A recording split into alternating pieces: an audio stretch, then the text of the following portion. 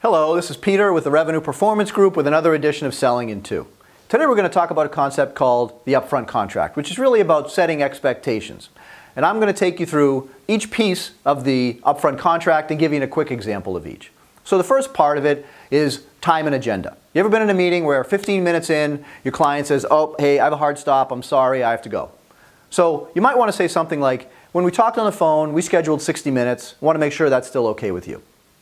The next thing we talk about is roles. We want to talk about the client's role, and then we want to talk about our role. So I might say something like, naturally, you're going to have some questions for me. You may want to know more about the Revenue Performance Group. You may want to talk about or understand more about how we've helped other clients. And then you want to talk about your role. So you might say something like, obviously, I'm going to have some questions for you. I'm going to want to know more about your business.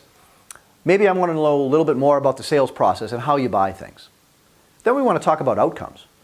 Typically, there's one or two different outcomes with meetings like this. So you say something like, typically at the end of this, you might decide that this isn't a fit, that you just don't think we can help you. And I want to make sure that you're comfortable telling me that. Is that okay?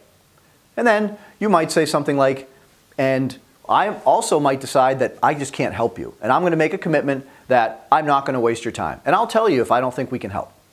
And then the last thing we talk about is the biggest concern, which is something that your concern is going to come up in the meeting and you want to bring it up right away. So you might say something like, I just want to bring one thing up before we get to the end of the meeting, and I want to just say, can we just take 5 minutes if we do decide that this is a fit, and we talk about what some of the next steps might be before we all disperse, because we're all busy and then we have to chase each other. So I want to avoid that. Is that okay?